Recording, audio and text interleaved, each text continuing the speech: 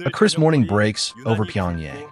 As the sun rises, casting a glow over the waters of the Taedong River, the city slowly awakens. Groups of students, dressed in uniforms with their red neckerchiefs, begin their morning walk to school. They converse in hushed tones, their laughter briefly punctuating the morning air. Some grip their school bags, walking hand in hand with friends, while others pedal by on bicycles, weaving through the wide boulevards. Parents hold the hands of their younger children, guiding them to the school gates, fixing their collars one last time before turning to begin their own daily commute. Workers march toward factories, offices, and construction sites. The city's electric trolley buses groan to life, their wheels rolling across the pavement, carrying the weight of the morning rush. If you did not know the exact coordinates of the city, if you were simply dropped into this very moment without any outside context, the scene could mirror 1,000 other cities scattered across the globe. But this is North Korea. North Korea is usually shown to the world through missiles, parades, and politics. But for ordinary people, life begins in much simpler ways. They do not start their morning thinking about global headlines. They begin their day by dropping their children off at school. They begin by going to work, by cooking breakfast over a modest stove, and by taking care of their families. What does life actually look like behind these closed borders? Today, we are going to step away from the news broadcasts. We will look at North Korea not through the eyes of analysts or politicians, but through the lived reality, the daily struggles, and the quiet dignity of ordinary people. To understand North Korea, we must first look at the rhythm of an ordinary day, starting in the capital city of Pyongyang. For many visitors, Pyongyang feels unusually orderly. Every morning follows a familiar rhythm. Education is compulsory, and the morning migration of children to schools is a cornerstone of daily life. Adults filter into state-owned enterprises, light industry factories, or administrative bureaus, taking their places in a massive, centralized workforce. The streets are strikingly devoid of the heavy traffic scene in neighboring capitals like Seoul or Tokyo. Instead, citizens rely on a vast network of public transportation, including trolley buses, a deep subterranean metro system, bicycles, and simply walking long distances. Behind the concrete facades of Pyongyang's towering apartment blocks, family life operates much as it does anywhere else in East Asia. The state assigns housing, which in the capital often means living in high-rise apartments. While modern by domestic standards, these buildings are utilitarian, designed to house as many workers as efficiently as possible. The traditional Korean diet remains the anchor of daily life. A typical meal revolves around a humble bowl of rice or corn-rice blends, accompanied by kimchi, the fermented cabbage that families prepare together in the autumn. Soup and a small side dish of seasonal vegetables complete the table, while meat is a luxury often reserved for state holidays or special family celebrations. It is deeply common for multiple generations to share a single living space, with grandparents often taking on the role of primary caregivers for young children while both parents work, passing down family stories, traditional values, and a sense of shared history. In North Korea, community life is closely organized. School, work, neighborhood groups, and public activities all shape how people spend their days. The classroom is not just a place for mathematics and literature. It is a structured environment where lifelong friendships are forged, where children play sports in the dust of the school courtyard, and where teachers become deeply involved secondary parental figures. On Sundays, which serve as the universal day of rest, families congregate in public spaces like Moran Hill. You will see people laying out picnic blankets, singing traditional folk songs, and occasionally dancing under the shade of the trees. It is in these unguarded moments that the heavy atmosphere lifts, revealing genuine happiness. If Pyongyang is the polished veneer, the provinces are the raw, unvarnished reality. Life outside the capital stands in stark contrast to the relative privilege of the city elites. In the smaller towns and rural countryside, the towering monuments are replaced by modest, single-story homes. The landscape is dominated by vast cooperative farms, and because only a small fraction of North Korea's mountainous terrain is arable, Every square inch of usable land is meticulously cultivated by hand. Perhaps the most vital aspect of provincial life today is the local market. What began as informal trading networks during the economic hardships of the past have evolved into sprawling, vibrant local bazaars. They are the true beating heart of the modern North Korean economy, where citizens trade everything from homegrown produce and handmade tofu to clothing and household necessities. Despite the profound resilience of the people, the friction of daily life is inescapable. Electricity remains a notoriously fickle resource. Even in parts of Pyongyang, power outages are common. In the provinces, they are a defining feature of daily existence, forcing families to adapt by relying on small solar panels, rechargeable batteries, or candlelight. Access to a wide variety of consumer goods, modern conveniences, and diverse food sources is restricted. Citizens cannot simply board a train to visit a neighboring province on a whim, as travel requires official permission, making families feel geographically confined even within their own borders. Yet, against this backdrop of systemic friction and daily hurdles, the people do not merely exist, they adapt. They build homes, they raise their children with fierce devotion, and they meticulously carve out a semblance of normalcy, finding warmth, love, and community in an environment that constantly challenges them. To understand the psychology of the people today, we must trace the historical turning points that shape their world. The North Korean populace is not a monolith. They are survivors of a distinctly turbulent history. The first major turning point is the Korean War, which is the absolute foundation of North Korea's modern identity. The war did not only redraw borders. It changed family memories, childhood stories, and the way people understood survival. It violently cleaved millions of families apart, leaving a legacy of divided bloodlines that remains unhealed to this day. Practically every family in North Korea carries the generational memory of lost relatives, obliterated hometowns, and sheer devastation, as heavy bombing campaigns leveled almost every urban center in the north. This historical trauma is deeply ingrained in the psyche of the older generation. For them, the memory of war is not just a chapter in a history book. It is a lived reality that fundamentally shapes how they view the outside world and why they endure the hardships of the present. The second turning point was the era of post-war reconstruction. When the armistice was signed in 1953, North Korea was a land of ash and rubble.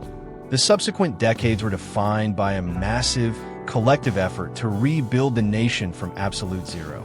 During this time, the state introduced and cemented the ideology of Juche, focusing heavily on self-reliance. For the citizens, this was a time of immense collective mobilization and shared purpose. They built factories, dams, and entire cities with their bare hands. This era forged a deep social contract. The people gave their exhaustive labor and loyalty, and in return, they expected the state to provide housing, food, and basic security. The third turning point arrived in the 1990s, completely shattering that previous social contract.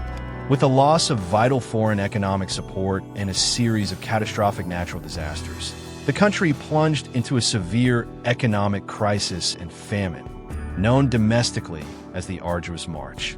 The state rationing system, which families had relied upon for decades, collapsed. People quickly realized that waiting for official provisions was no longer an option. This was a defining pivot in the daily life of the North Korean people. To survive, families had to find entirely new ways to exist. Women, who had slightly more flexibility outside of mandatory state factory jobs, took to the streets and provincial roads to barter, trade, and sell goods. This desperate need for survival birthed the widespread informal markets. The deep trauma of the 90s forever altered the fabric of the society. It transformed a heavily state-dependent populace into a fiercely entrepreneurial, resilient, and deeply pragmatic people. The fourth turning point is the modern era we see today. North Korea is quietly undergoing subtle but undeniable shifts. While the borders remain tightly sealed Small but significant changes have seeped into the rhythm of daily life. There is now a domestic mobile network, and millions of North Koreans use sanctioned smartphones to text family members, capture photos, and read domestic news. The local markets are no longer just survival mechanisms. They are deeply embedded in the social fabric, serving as the primary place where people buy their daily necessities, clothes, and food. Most importantly, there's a new youth demographic that grew up entirely differently from their grandparents. They grew up during or after the economic crisis. They know that their well-being and future depend largely on their family's ability to navigate the local markets and adapt to changing circumstances. This generational shift in mindset, moving steadily toward market pragmatism and individual resourcefulness, is the quietest yet most profound turning point in modern North Korean history. Geopolitics often abstracts human life into cold statistics and broad generalizations.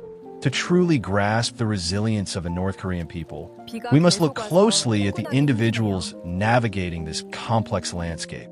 Their lives are defined by a constant, quiet negotiation between profound challenges and an unyielding sense of human dignity. Consider a mother heading to the local market in a provincial city. She does not have the luxury of a fully stocked, climate-controlled supermarket. Her daily calculus is grueling as she must carefully balance her meager income, often earned through small-scale trading, selling homemade snacks, or mending clothes, against the constantly fluctuating prices of rice and corn. There is not always enough to guarantee a full, rich meal for everyone in the household. Yet, like devoted mothers across the world, she goes to extraordinary lengths to ensure her children eat first and eat well. She stretches the ingredients, perhaps foraging for wild herbs in the nearby hills to supplement the evening soup. Her sacrifice is silent, repetitive, and deeply profound. When the family finally sits down together, the warmth of that shared meal, no matter how sparse, remains the ultimate sanctuary from the harshness of the outside world. Consider a teacher in a rural schoolhouse. Every morning, he stands before a classroom of young, eager children. The building is likely unheated during the brutal, freezing Korean winters, and resources are incredibly scarce.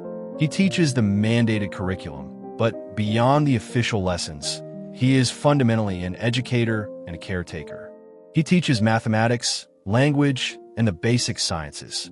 He quietly notices which children come to school without adequate winter coats. He sees which students are tired from helping their parents with chores or working the local fields. He scrounges for small pieces of chalk, carefully repairs the old wooden desks, and tries to impart a sense of order, curiosity, and encouragement into their young minds. His true dedication is to the children sitting in front of him, holding on to the hope that education might somehow carve out a slightly easier, more promising path for their futures. Consider a doctor working in a regional clinic, operating in a facility where electricity can unpredictably cut out. Modern diagnostic machinery is often a distant dream, and essential medicines are frequently in short supply. Yet, patients still arrive every single day, suffering from the physical toll of intense manual labor. The doctor must rely on rudimentary techniques, traditional herbal remedies, and sheer ingenuity to treat them. Despite these profound limitations, the fundamental drive to heal remains unbroken. They bandage wounds and offer solace, maintaining their compassion in the face of overwhelming odds. Consider a farmer working the cooperative fields in the country's agricultural heartland. His life is entirely tied to the soil and at the mercy of the elements. Without reliable access to modern, mechanized agricultural equipment or abundant chemical fertilizers, the immense burden of the harvest falls squarely on human endurance. He plants the rice by hand, wading knee-deep in flooded paddies under the hot sun. He battles the devastating summer typhoons that threaten to wash away the precious topsoil and the biting droughts that crack the earth. He labors tirelessly, not just to meet the strict quotas, but to ensure there is grain for his community. His hands are deeply calloused, his skin weathered by years of exposure, but his connection to the land and his absolute dedication to the harvest drives him forward, day after day, season after season. Resilience is not just about enduring a hardship. It is about finding a way to remain profoundly human within it. If you look closely, amidst the labor and scarcity, the true wealth of the North Korean people reveals itself. The family unit is the ultimate, unbreakable safety net. The deep devotion to aging parents and the fierce protection of children form a bond that no external force can manufacture or break. There is a profound sense of community spirit, a deep-seated cultural empathy where neighbors instinctively share what little they have. If one family has a slightly better harvest in their small private garden plot, the vegetables are quietly and generously distributed to those who need them most. The people possess a remarkable capacity to adapt and innovate. They carefully fix broken radios with salvaged wire. They creatively tailor old clothes into new styles for their children, and they find genuine joy in simple things. A boisterous game of cards with neighbors, singing together, or sharing a simple bottle of liquor on a traditional holiday. The people of North Korea do not simply face their hardships with passive resignation. They have learned to coexist with their reality, carving out rich, complex, and emotionally deep lives that are full of dignity, love, and quiet defiance. 날씨가 점점 추워지네요. When the international community debates the future of North Korea, the conversation inevitably circles around political summits, security negotiations, and regime stability. The world constantly asks what will happen behind the closed doors of power. But what will actually determine the true future of this nation? It will not be the political maneuvering in foreign capitals. It will be the people. A new generation of North Korean youth is rapidly coming of age. The students walking to school in the morning mist, the ones we saw at the beginning of our journey, are the quiet architects of tomorrow. They will soon become the teachers standing in those rural classrooms, the doctors treating the sick in regional clinics, the engineers trying to modernize the aging infrastructure, the farmers working the soil, and the street-smart entrepreneurs navigating the bustling local markets. Unlike previous generations, they are not entirely dependent on the system for their survival. They are a generation that understands the value of commerce, the necessity of trade, and the importance of self-reliance. And, increasingly, they possess a quiet but growing awareness of the broader world that exists beyond their borders. A future North Korea would first be seen in ordinary places: a classroom with better books, a clinic with reliable medicine, a market where families can trade freely, a farm with better tools, and young people with more choices. Imagine the profound ripple effect of these simple, ordinary changes. If the heavy barriers of isolation were to gradually soften, the true transformation would not be measured in the construction of shiny new skyscrapers or in grand political declarations. It would be measured in the daily lives of families. It would mean a rural teacher finally having enough modern textbooks to pass out to every single eager student, opening their minds to a wider universe of knowledge. It would mean a devoted provincial doctor opening a cabinet to find a steady, reliable supply of basic antibiotics and modern diagnostic tools, allowing them to save lives without relying solely on sheer ingenuity. It would mean a mother walking into a market where she can trade freely and openly, building a small business that guarantees her children will never know the ache of an empty stomach. It would mean a farmer sitting on a working tractor, looking out over a field that will yield enough grain to truly feed his community without breaking his back in the process. Most importantly, it would mean that the young people of North Korea would finally be granted the luxury of choice. They could choose their professions based on their passions, they could innovate, and they could dream of a future that extends far beyond the immediate horizon of survival. When we look at the geopolitics of the Korean Peninsula, it is incredibly easy to become cynical. It is easy to view North Korea merely as a monolithic fortress, a blank space on the map that defies human understanding. But nations are never just built of stone, steel, and doctrine. They are built of people and hope, no matter how deeply buried or quietly held, always begins with the ordinary individual. It begins with the mother carefully doing her math at the market stall. It begins with the farmer planting his seeds in the springtime mud. It begins with the teacher wiping the chalkboard clean. If there is to be a brighter, more open future for North Korea, it will not simply be handed down from a political podium. It will be built from the ground up, sustained by the very people who have spent decades learning how to endure, adapt, and hold on to their humanity. The world may continue to see North Korea through headlines of fear and uncertainty. But beneath those headlines are millions of ordinary lives. Every morning, before the headlines begin, children still put on their school uniforms. Parents still prepare breakfast. Teachers still open classroom doors. Life goes on. It goes on in the crowded local markets where mothers carefully count their earnings. It goes on in the cooperative farms where men and women work the soil to feed their communities. It goes on in regional clinics where doctors try to heal against all odds. And it goes on in the minds of young people, quietly imagining a different tomorrow. Borders and politics can divide nations, but the hopes of ordinary people to raise their children, to find dignity in their work, to build a safe home, look remarkably similar no matter where you are. In the end, a country is not defined only by what the world sees from the outside. A nation is defined by its people.